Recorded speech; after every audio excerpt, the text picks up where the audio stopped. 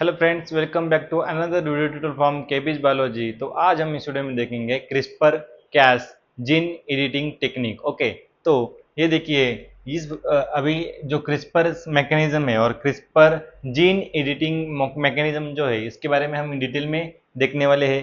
तो CRISPR Cas 9 gene editing technique, इसमें क्या क्या होता है इसके बारे में हम यहाँ पे देखते हैं। तो देखो, जो क्रिस्पर है उसका लॉन्ग फॉर्म जो है क्या है, clustered regulatory interface short palindromic repeats. Okay, तो ये क्या होता है, जैसे मान लो अभी ये डीएनए है। ओके, ये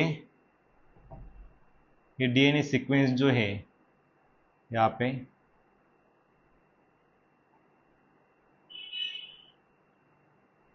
ये क्या है, रिपीट्स। यहाँ पे क्या है, स्पेस, फिर रिपीट्स। ओके, तो ये जो क्लस्टर है जीन्स का, ओके, ये जीन का जो क्लस्टर है वो रेगुलेटरी क्लस्टर्ड है। क्या है, रेगुलेटरी क्लस्टर्ड। और इंटरस्पेस्ड, ये क्या है, इंटरस्पेस्ड। शॉर्ट मीन्स ये क्या है, छोटे छोटे से शॉर्ट जीन्स है, बराबर, ये डीएनए के। तो ये शॉर्ट्स, और ये जो पैलिंड्रोमिक सीक्वेंस जो है क्या है, 5 प्राइम टू 3 प्राइम और 3 प्राइम 5 प्राइम, ये जो सीक्वेंस रहेंगी ये क्या रहेंगी, पैलिंड्रोमिक रहेगी। और उसके जो रिपीट्स आते हैं, ये देखिए ये जो रिपीट्स है ये क्या है, क्रिस्पर कैस टेक्निक है और क्रिस्पर जीन एडिटिंग मैकेनिज्म है। तो इसको पहली बार जो साइंटिस्ट ने आइडेंटिफाई किया वो है जेनिफर डोडोना और इमिलिया कारपेंटर। ओके, तो इन्होंने 2012 में 2012 में ये जो टेक्निक है ये इन्वेंट की, और उसी के लिए उन्हें क्या 2020 में नोबेल प्राइज से सम्मानित किया गया, नोबेल प्राइज। ओके, तो ये जो क्रिस्पर कैस मैकेनिज्म जो है वो एक्चुअली वर्क कैसे करता है और इसका हमें बेनिफिट क्या होने वाला है, तो उसके बारे में हम यहाँ पे बात करते हैं। तो देखो, ये जो अभी डीएनए है, बराबर, ये जो डीएनए है, तो डीएनए में क्या है, डीएनए में यहाँ पे ये जो बेस पेयर से और न्यूक्लियोटाइड से और जीन है जो अभी क्या है, डिजीज कॉज करने वाला है या वो जो डिसऑर्डर डिसऑर्डर करने वाला है, तो यहाँ पे क्या करेगा वो, जिनको मॉडिफाई करेगा with the help of Cas 9 protein और एंजाइम। कैस 9 क्या है, एंजाइम है। एंजाइम को ही प्रोटीन कहते हैं और प्रोटीन को ही हम एंजाइम कहते हैं। तो देखो, यहाँ पे जो बैक्टीरिया होता है, ओके, जो बैक्टीरिया होता है,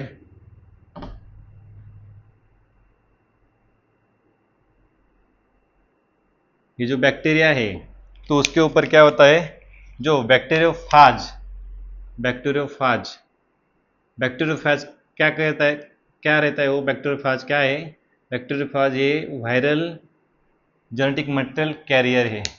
यहाँ पे क्या रहता है, वायरल जेनेटिक मटेरियल रहता है। ओके, और यहाँ पे क्या रहेगा, बैक्टीरियल जेनेटिक मटेरियल रहेगा और बैक्टीरियल क्रोमोसोम रहेगा।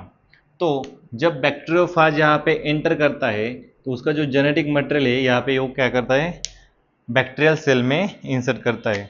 तो ये बैक्टीरियल सेल में इंसर्ट करने के बाद ये क्या करता है, कैस 9 प्रोटीन और एंजाइम यूज करके यहाँ पे क्रिस्पर टेक्निक से यहाँ पे क्या होता है, ये जो बैक्टीरियल जीनोम है और क्रोमोसोम है उसमें इंसर्ट हो जाता है। क्या होता है, इंसर्ट हो जाता है।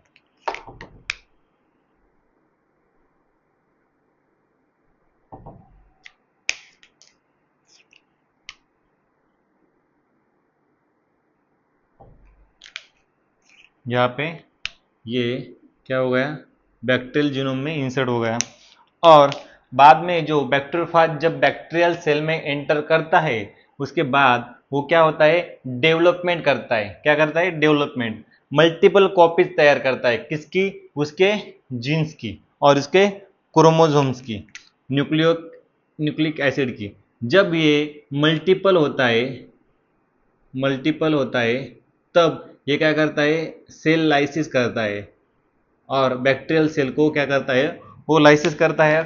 मल्टीपल कॉपीज तैयार होके वो क्या होता है, यहाँ पे सेपरेट हो जाता है। तो ये क्रिस्पर टेक्निक से क्या होता है, जब यहाँ पे ये ब्लैक बैक्टीरिया जो रहता है, बैक्टीरिया क्या करता है, उसको यहाँ पे क्रिस्पर मैकेनिज्म यूज करके वो खुद को वो क्या करता है, बैक्टीरियोफाज से बचाता है। ओके, बैक्टीरियोफाज से क्या करता है, वो बचाता है। तो यहाँ पे सिंपल से मैं आपको ये जो क्रिस्पर जीन मॉडिफिकेशन और जीन एडिटिंग टेक्निक जो है वो आपको यहाँ पे बताता हूँ। देखो ये जो डीएनए है, बराबर, तो इस डीएनए में क्या है, अभी ये न्यूक्लियोटाइड्स है और ये इसको क्या कहेंगे, हम जीन कहेंगे, बराबर। फ्रैगमेंट ऑफ डीएनए को हम क्या कहते हैं, फ्रैगमेंट ऑफ डीएनए को हम क्या कहते हैं, जीन कहते हैं। अभी ये क्या हो गया, हमारा जीन हो गया। तो देखो मान लो यहाँ पे ये डीएनए का ये जीन जो है ये क्या कोड करता है, ये कोड करता है, अभी एग्जांपल के तौर पे सिकल सेल एनीमिया का हम एग्जांपल लेते हैं, बराबर। यहाँ पे क्या हो गया, ये मिस पेयर आ गया, बराबर। ये क्या आ गया, मिस पेयर। तो उसकी वजह से जो आरबीसी होने वाली है, आरबीसी होने वाली है किसकी, जो पेशेंट है, पेशेंट की आरबीसी कैसी डेवलप होंगी, half moon like. Okay, half moon like उसका स्ट्रक्चर क्या होगा, डेवलप होगा। और वो उसको उस कंडीशन को हम क्या कहते हैं, सिकल सेल एनीमिया कहते हैं, सिकल सेल एनीमिया। ओके, तो यहाँ पे क्या हो गया, ये जो दो बेस पेयर जो है और न्यूक्लियोटाइड जो है गलत आने की वजह से ये जो जीन है जो नॉर्मल आरबीसी कोड करता था, मगर उसको क्या हो गया, वो डिसऑर्डर आ गया जीन में और डीएनए में म्यूटेशन हो गया। और म्यूटेशन होने के बाद वो क्या हो गया, अभी वो पर्सन को सिकल सेल एनीमिया हो गया। तो यहाँ पे क्या होगा, क्रिस्पर कैस मैकेनिज्म से यहाँ पे जो Cas9 प्रोटीन जो है और एंजाइम जो है वो यहाँ पे एक्ट होगा, यहाँ पे एक्ट होगा। ओके, तो जो गलत बेस पेयर जो है, गलत बेस पेयर को यहाँ पे वो क्या करता है, रिमूव करता है। ओके, Cas9 प्रोटीन एंजाइम जो है वो क्या करता है, यहाँ पे ये बेस पेयर को रिमूव करता है। और ये Cas9 को, जो Cas9 जो है वो उसको हम न्यूक्लियस भी बोल सकते हैं, न्यूक्लियस जो एंजाइम है, बराबर। तो वो क्या करता है, बेस पेयर को यहाँ पे रिमूव करता है और जो सही कोड करने वाले जो न्यूक्लियोटाइड है यहाँ पे वो ऐड करता है। अभी यहाँ पे रिमूव करने के बाद यहाँ पे क्या हो गया, जो सही बेस पेयर जो है यहाँ पे ऐड हो गए। मैं यहाँ पे ग्रीन में शो करता हूँ। ओके, ऐड हो गए। और बाद में ये क्या होगा, ये जो सही वाला जो जीन है जो क्या हेल्दी आरबीसी को क्या करता है, कोड करता है। और हेल्दी आरबीसी को कोड करने के लिए वो तैयार हो जाएगा और हेल्दी आरबीसी को ये प्रोड्यूस करेगा, तैयार करेगा। ओके, ये क्या हो गया, आपको जो प्रोसेस है क्रिस्पर जीन एडिटिंग की जो प्रोसेस है वो आपको मैंने यहाँ पे बताई। Cas9 क्या है, न्यूक्लियस एंजाइम है। न्यूक्लियस एंजाइम क्या काम करता है? डीएनए को ब्रेक करने का और सीजर के जैसे कट करने का काम करता है। उसके बाद ये जो क्रिस्पर मैकेनिज्म जो है यहाँ पे यूज करके हम क्या कर सकते हैं, जो डीएनए जो म्यूटेशन हुआ है उसके वजह से जो डिसऑर्डर हुई है उसको सही करने के लिए हम उसका यहाँ पे यूज कर सकते हैं। तो यहाँ पे हम एग्जाम्पल के तौर पे अभी जो लेटेस्ट इसको मेडिकल फील्ड में हम यहाँ पे यूज कर सकते हैं। मेडिकल फील्ड में इसका यूज कैसे हो सकता है? देखो, जो कैंसर पेशेंट है, कैंसर पेशेंट को ठीक करने के लिए हो सकता है। उसके बाद जो जेनेटिक डिसऑर्डर रहती है, जेनेटिक डिसऑर्डर जेनेटिक डिसऑर्डर को यहाँ पे हम रिकवर कर सकते हैं बाय यूजिंग क्रिस्पर कैस और CRISPR gene editing technique use करके हम क्या कर सकते हैं, उसको हम यहाँ पे क्योर कर सकते हैं। और यहाँ पे हमने जो सिकल सेल का तीसरा वाला जो एग्जांपल लिया यहाँ पे ले लिया है। तो ऐसे जो अलग अलग डिसऑर्डर होते हैं वो हम यहाँ पे मेडिकल फील्ड में उसका यूज कर सकते हैं। उसके बाद जो हम एग्रीकल्चर फील्ड में भी उसका यूज कर सकते हैं। जैसे कि मान लो अभी जो पेस्ट रेजिस्टेंस प्लांट का हम क्या कर सकते हैं, डेवलपमेंट कर सकते हैं। उसके बाद हाई न्यूट्रिशनल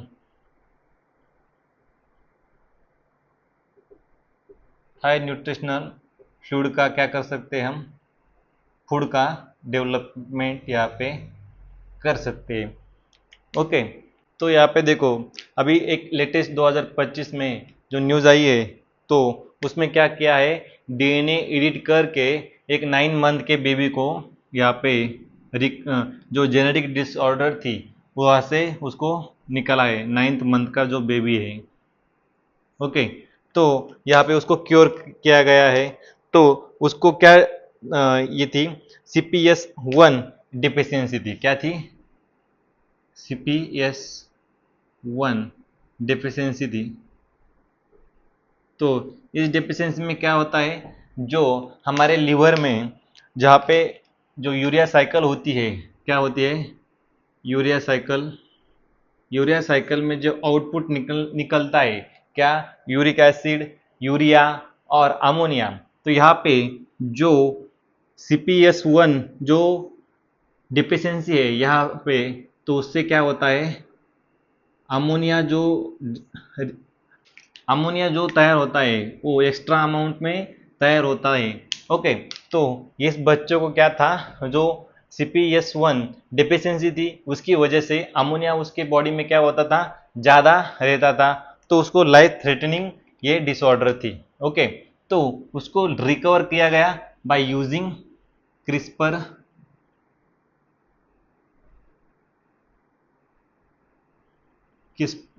Cas9 टेक्निक से।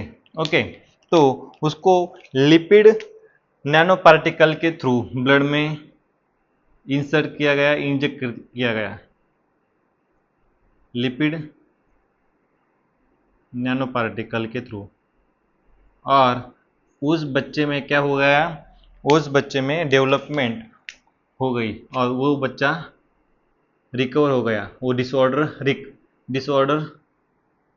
रिकवर हो गई, बराबर। उसका जो अमोनिया जो है वो प्रोडक्शन कम हो गया और CPS1 जो डिफिशियंसी थी वो क्या हो गई, वो नॉर्मल हो गई। तो इसका जो यूज है हम मेडिकल फील्ड में बहुत अच्छी तरह से कर सकते हैं। तो आपको ये वीडियो अच्छा लगा हो, लाइक करो, शेयर करो और हमारे चैनल को सब्सक्राइब करो। Thank you.